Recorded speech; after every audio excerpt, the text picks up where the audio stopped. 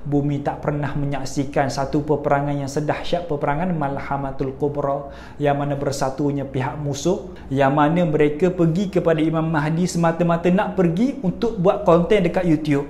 Ada, mesti akan ada. Bagaimana hari ini berlaku benda-benda yang mengaibkan, berlaku benda-benda yang boleh menjadi viral, maka dialah orang pertama akan pergi. Dialah orang pertama yang akan mengkhabarkan, akan memberitakan, akan masuk upload dekat YouTube, masuk dekat Facebook. Kenapa? Sebab dialah orang pertama yang Assalamualaikum warahmatullahi wabarakatuh. Alhamdulillah. Wassalatu wassalamu ala Rasulillah wa ala alihi wa sahbihi wa man walah. Asyhadu an la ilaha illallah wa asyhadu anna sayyidina Muhammad abduhu wa rasuluhu, amma ba'du. Allahumma salli wa sallim ala sayyidina Muhammad wa ala alihi wa sahbihi wa sallim. Rabbi yasir wa la tu'asir wa tamim bil khair ya karim, amma ba'du. Rabbi shrah li sadri wa yassir li amri wahlul 'uqdatam min lisani yafqahu qawli. Jadi alhamdulillah, untuk episod kita pada kali ini kita akan sambung untuk episod yang keempat. Kita masih lagi berbincang topik Imam Mahdi. Yang sebelum ni kita dah bincang di manakah Imam Mahdi akan dibai'ah, bagaimana keadaan para ulama ketika itu, bagaimana mereka boleh bertemu, bagaimana mereka boleh mengatakan yang itu adalah Imam Mahdi, sedangkan nama Muhammad ibn Abdillah ni sangat ramai orang yang menggunakan nama Muhammad ibn Abdillah. Mungkin dekat negara kita orang yang menggunakan nama Muhammad ibn Abdillah ni tak terlalu banyak. Ataupun kawan-kawan kita pun mungkin kita tak jumpa orang yang namanya Muhammad ibn Abdillah. Tapi perkara itu tidak menjadi hairan. Perkara itu sangatlah banyak dekat Timur Tengah, dekat Madinah, Mekah, Mesir, Yaman dan sebagainya. Nama Muhammad ibn Abdillah satu nama yang sangat ramai orang guna.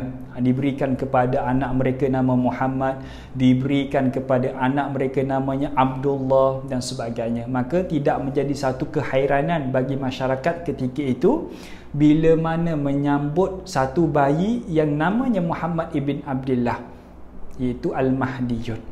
Kerana Imam Mahdi dia tak tahu yang dia adalah Imam Mahdi selagi mana tidak di-approach, selagi mana tidak diberitahu oleh para ulama, kamulah Imam Mahdi yang mana janji daripada Nabi SAW akan keluar daripada kalangan orang Islam, seorang penyelamat yang akan menebarkan satu keadilan, akan menebarkan satu perkara-perkara yang ma'ruf, akan mencegah kepada perkara yang mungkar di atas muka bumi Allah Subhanahu wa taala.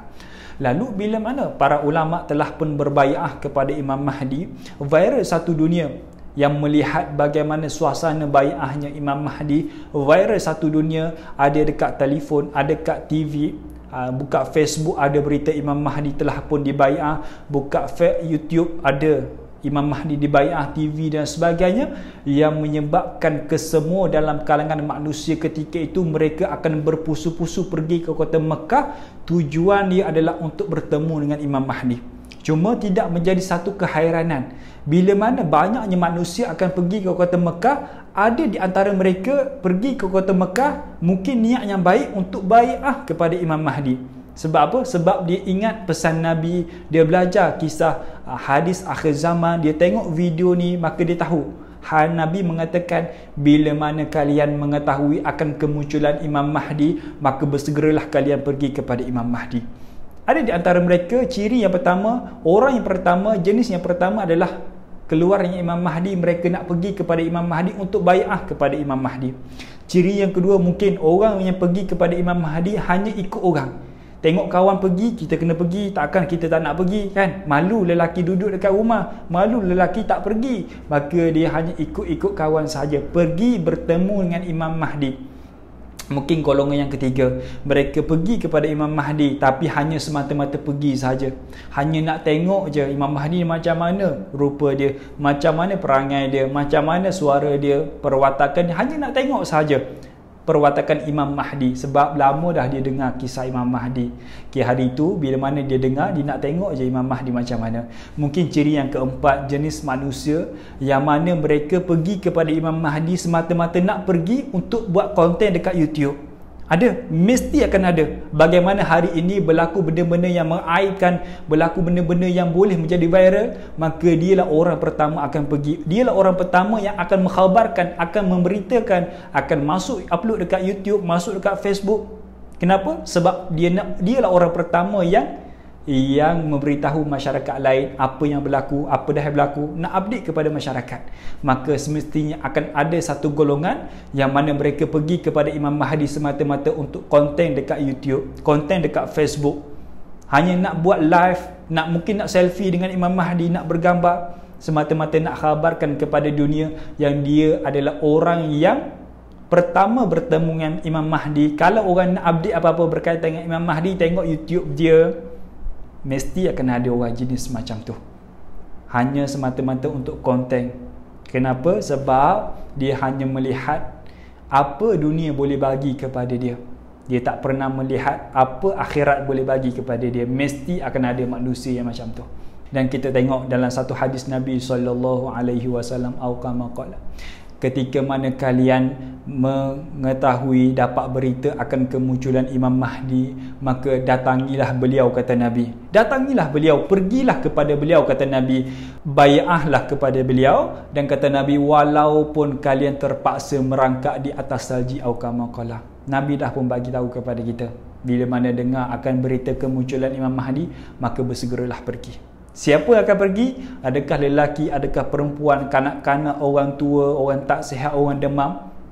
Maka dekat sini kata para ulama, lelaki wajib pergi kepada Imam Mahdi. Dekat sini kita kena belajar fiqh jihad, fiqh peperangan. Siapa yang didahulukan, siapa yang diutamakan untuk berperang. Ada orang yang kan dia di zaman Nabi, sahabat Nabi, dia nak pergi berperang, tapi disebabkan dia ada masyaqqah, disebabkan dia ada satu masalah, Nabi kata selesaikan dulu masalah kamu.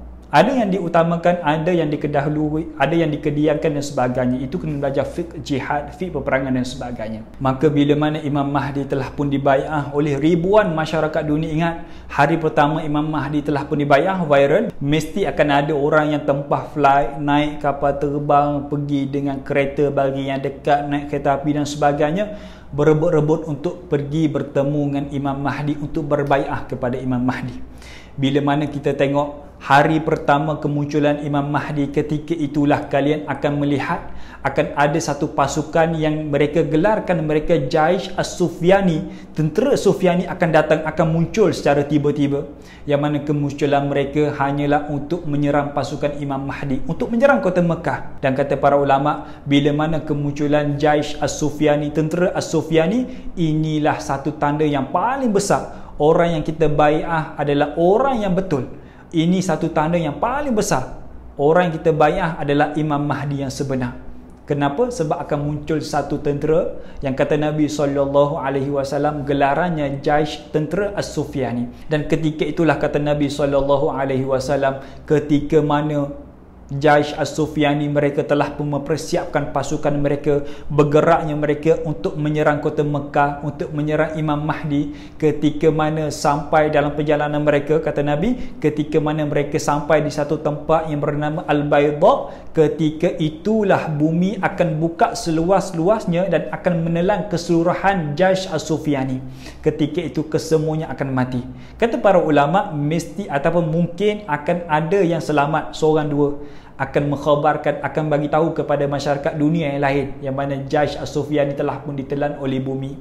Dan ketika mana Nabi menceritakan hadis ni, Nabi menceritakan kepada Aisyah, ketika itulah Sayyidatuna Aisyah tanya kepada Nabi, "Ya Rasulullah, bagaimanakah keadaan orang yang berada berdekatan dengan Jaish As-Sufyani? Ketika mana mereka ditelan oleh bumi, mereka mati kesemuanya, bagaimana orang sekeliling mereka yang tidak ada kaitan pun dengan mereka?" Mungkin yang pergi kepada Jaish As-Sufyani hanya nak melihat. Mungkin yang pergi kepada tentera Jaish As-Sufyani mereka nak buat liputan, kan, nak upload dekat YouTube, nak upload dekat TV, nak jadi pemberita, nak jadi orang pertama sebarkan berita itu, berita ini, nak buat konten itu, konten ini. Mungkin ada di antara mereka yang pergi kepada Jaish As-Sufyani, ataupun laluan yang dilalui oleh Jaish As-Sufyani tempat dia berjual, tempat dia buka kedai jual nasi lemak ke, nasi dagang ke dan sebagainya, kan. Mungkin ada di antara mereka hanya lalu sahaja dengan kereta, selisih dengan Jaish As-Sufyani, tapi bila mana mereka berada di satu tempat Al-Bayda, bumi akan buka seluas-luasnya. Dan kata Nabi, siapa sahaja yang berada di tempat itu berdekatan dengan tentera Jaish As-Sufyani, tak kisahlah dia pergi untuk melihat ke, dia pergi untuk buat liputan konten ke dan sebagainya, dia pergi hanya lalu selisih ke, dia buka gerai ke dan sebagainya, kesemua yang berada dekat situ, kata Nabi, mereka pun akan ditelan oleh bumi, mereka pun akan mati ketika itu. Dan kata Nabi sambung lagi, ketika mana hari pada mahsyar nanti ni, mereka akan dibangkitkan mengikut niat mereka ketika itu. Berhati-hati, andai kata mereka pergi atas dasar sokongan kepada Jaish As-Sufyani, angkat sepanduk atas dasar sokongan, atas dasar nak buat marketing, nak buat liputan, nak jadi viral Jaish As-Sufyani, maka mereka akan dibangkitkan mengikut niat mereka. Andai kata mereka hanya berada dekat situ nak melihat saja, mungkin mereka nak pergi beli ataupun selisih, buka gerai dan sebagainya, maka mereka akan dibangkitkan mengikut niat mereka masing-masing, kata Nabi SAW. Dan mereka yang terselamat daripada ditelan oleh bumi, mungkin para ulama mengatakan mungkin ada segelintir, seorang dua, tapi tak ramai. Mereka inilah akan bagi tahu kepada dunia yang mana keseluruhan Jaish As-Sufyani telah pun ditelan oleh bumi, telah pun mati keseluruhannya. Bila mana sudah pun ramai yang berbai'ah kepada Imam Mahdi, seorang demi seorang, satu flight ke satu flight, landing ke kota Mekah, pergi bertemu dengan Imam Mahdi, satu bas. Kan kita cuba gambarkan keadaan macam mana. Mungkin satu bas masuk Mekah, ribuan kereta masuk Mekah, semata-mata nak berbai'ah kepada Imam Mahdi. Ketika mana makin ramai dah pun bai'ah kepada Imam Mahdi, ketika itulah Imam Mahdi akan menyusun pasukan di Islam. Mereka akan bergerak daripada kota Mekah dan pergi ke kota Baitul Maqdis. Dan tentera Imam Mahdi ketika itulah adalah orang yang membuka kembali ataupun Fathul Baitul Maqdis kembali, akan buka Baitul Maqdis balik, akan menawan Baitul Maqdis. Dan pusat pemerintahan Imam Mahdi ketika itu adalah dekat Damsyik. Damsyik ni luas, dan tentera Islam mula bersiap daripada seorang demi seorang pergi ke Imam Mahdi. Dan mungkin bila mana pasukan Imam Mahdi telah pun bergerakkan daripada kota Mekah nak menuju ke kota Baitul Maqdis, mungkin ada yang tak tahu, mereka naik flight, mungkin baru sampai ke kota Mekah. Bila mana tanya orang setempat, di manakah pasukan Imam Mahdi, di manakah orang yang digelarkan Imam Mahdi, mungkin orang setempat kata Imam Mahdi telah pun bergerak dengan pasukannya, maka bersegeralah mereka pergi ke Imam Mahdi untuk berbai'ah kepada Imam Mahdi. Dan bila mana sampai dekat Baitul Maqdis, masih lagi ada sisa-sisa yang berbaki daripada tentera Jaish As-Sufyani, dan kesemuanya dihabiskan oleh pasukan Imam Mahdi. Sebab apa?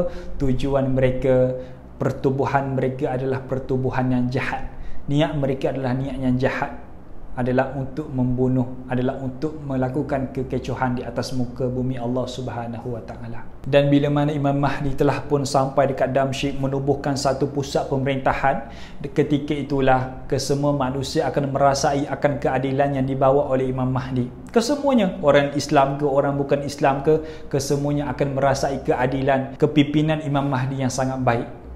Cuma dari sudut berapa lama Imam Mahdi memerintah, ada juga ulama yang mengatakan Imam Mahdi memerintah selama 7 tahun.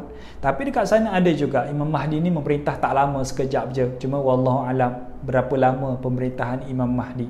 Tapi hari ataupun detik pemerintahan, zaman pemerintahan Imam Mahdi sebelumnya keluarnya Dajjal, ketika itu manusia mula merasai keadilan, yang mana manusia ketika itu hanya hidup dalam kezaliman. Sehari demi hari kezaliman berlaku, di mana-mana kezaliman berlaku, buka berita kezaliman, buka Facebook kezaliman. Tapi bila mana munculnya lelaki bernama Muhammad ibn Abdullah, beliau menebarkan keadilan di atas muka bumi, yang mana semua manusia boleh merasai gembiranya manusia bila mana dipimpin dunia ketika itu adalah pemuda yang paling warak, pemuda yang paling alim di atas muka bumi Allah Subhanahu wa taala. Dan dalam keadaan Imam Mahdi telah pun menyusun, telah pun memerintah bumi ketika itu, memerintah pasukan Islam dan sebagainya, wahakadha, ketika itulah mereka akan dengar satu berita yang mana akan ada satu pasukan musuh, yang mana pasukan musuh telah pun berhimpun untuk menyerang pasukan Islam. Pasukan musuh telah pun berkumpul semata-mata nak serang pasukan Islam. Dan sehingga kan Nabi ceritakan kepada kita, hadis yang diriwayatkan oleh Imam Muslim, bagaimana Nabi ceritakan, satu hari kalian akan melihat, kalian akan dengar Rom akan turun dan berhimpun di satu tempat yang bernama A'mak dan Dabik. Dekat mana tu? Dekat hujung Turki. Hujung Turki dengan hujung Syria, berdekatan sekitar itulah Amak dan Dabek. Dan ketika itulah bila mana pasukan Imam Mahdi tahu yang pasukan musuh telah pun bersatu, telah pun berhimpun untuk menyerang pasukan Islam, ketika itulah Imam Mahdi mempersiapkan pasukan Islam, mempersiapkan orang yang pergi bertemu dengan Imam Mahdi yang telah pun berbai'ah, yang telah pun berada dekat sana. Mereka akan bersiap semata-mata nak berperang, nak menghadapi musuh yang telah pun berkumpul, yang telah pun bersatu, yang sangat ramai. Dan ketika itulah musuh akan berada di bawah panji yang sangat ramai. Bayangkan ketika itu adanya 70 buah sepanduk, yang mana satu sepanduk mewakili sebuah negara. Bayangkan 70-80 buah negara bersatu di bawah satu pasukan. Semata-mata mereka berkumpul, semata-mata mereka bersatu nak serang pasukan Imam Mahdi, nak serang pasukan Islam pada ketika itu. Yang menyebabkan bila mana kita kaji, bila mana kita tengok sepanduk ni sangat ramai, negara pun sangat banyak pada hari ini. Hari ini bumi sangat banyak negara. Maka tidak hairan kita boleh tengok 70-80 buah sepanduk bersatu di bawah satu pasukan, semata-mata nak serang pasukan Islam pada ketika itu. Maka bila mana pasukan Imam Mahdi telah pun mempersiapkan pasukannya, menyusun strategi dan sebagainya, maka bergeraklah Imam Mahdi, bergeraklah pasukan Imam Mahdi untuk menghadapi pihak musuh yang sangat ramai. Dan kata Nabi, itulah satu peperangan yang mana tersangatlah dahsyat. Bumi tak pernah menyaksikan satu peperangan yang dahsyat sedahsyat peperangan pada ketika itu. Yang mana peperangan itulah yang digelarkan Malhamatul Kubra, peperangan akhir zaman, ataupun kita kenal peperangan Armageddon dan sebagainya. Maka ketika itulah Nabi gambarkan macam mana dahsyatnya peperangan itu. Andai kata, kata Nabi, andai kata kalaulah ada burung yang melalui di udara, di bawahnya berlakunya peperangan, nescaya burung yang melalui di atas udara itu pun akan mati. Sebab apa? Dahsyatnya peperangan pada ketika itu. Sampaikan Nabi kata, bumi tak pernah menyaksikan satu peperangan yang sedahsyat peperangan Malhamatul Kubra, yang mana bersatunya pihak musuh di bawah satu pasukan, semata-mata nak menyerang pasukan Islam. Dan ketika itulah bila mana pasukan Islam bergerak sampai ke Amak dan Dabek, ketika itulah pasukan musuh ataupun pasukan Islam, mereka akan melihat pasukan musuh dengan sangat ramai. Bayangkan, Islam pada hari ini berapa ribu sangat. Islam saja di atas muka bumi ini berapa ribu. Bila mana kita tolak orang wanita, bila mana kita tolak orang yang tua, orang kanak-kanak, kita tolak semua-semua tu, tinggal berapa ribu sangat orang Islam yang lelaki yang sihat, yang mana mereka lah akan menghadapi pihak musuh ketika itu. Sebab apa? Sebab mereka telah pun berbai'ah kepada Imam Mahdi.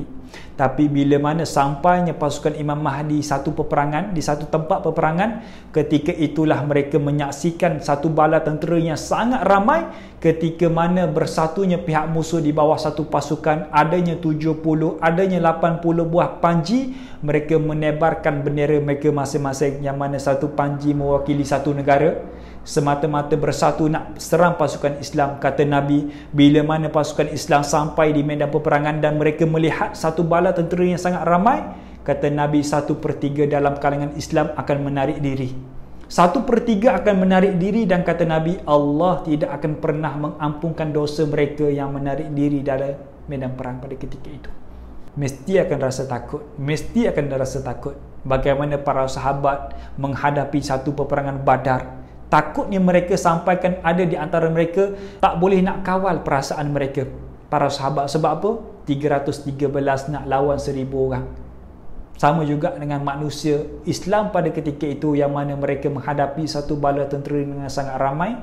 Ketika itulah mereka akan lari. 1/3 dalam kalangan pasukan Imam Mahdi keluar daripada negara mereka, keluar daripada rumah mereka, pergi kepada Imam Mahdi, berbai'ah, janji taat setia kepada Imam Mahdi, sanggup korbankan apa jua segala-galanya. Tapi bila mana mereka menghadapi satu bala musuh yang sangat ramai, belum lagi berperang, terus mereka menarik diri, lari daripada medan perang. Boleh jadi mereka yang menarik diri itu adalah mereka yang ikut kawan tadi. Boleh jadi mereka yang tarik diri itu adalah mereka yang pergi kepada medan perang, pergi kepada Imam Mahdi semata-mata untuk konten, untuk YouTube. Sebab itulah mereka hanya melarikan diri, dan kata Nabi, Allah tidak akan pernah mengampunkan dosa mereka. Dan itu di antara peperangan Malhamatul Kubra, satu bala tentera yang sangat ramai. Nabi gambarkan kalau ada burung, burung pun akan mati bila mana melalui satu udara, di bawahnya adanya peperangan Malhamatul Kubra. Maka itu dulu untuk episod yang keempat. Kita akan kongsikan untuk episod yang kelima, kita akan sambung macam mana Malhamatul Kubra ni berlaku, apakah dialog mereka pada peringkat awal bila mana mereka dah bersedia untuk berperang, siapakah mereka akan cabar, dan apakah yang akan berlaku bila mana selesai peperangan Malhamatul Kubra. InsyaAllah kita akan kongsikan untuk episod yang kelima. Kalau episod kali ini memberi manfaat kepada anda, kongsikan kepada orang lain juga, biar orang lain tahu macam mana gambaran sebenarnya bila mana kemunculan Imam Mahdi, apa yang akan berlaku, apa yang kita kena buat dan sebagainya. Moga-moga apa yang saya kongsikan untuk episod yang keempat ni memberi manfaat kepada anda, dan anda pun boleh kongsikan kepada orang lain juga. InsyaAllah kita jumpa untuk episod yang kelima. Assalamualaikum warahmatullahi wabarakatuh.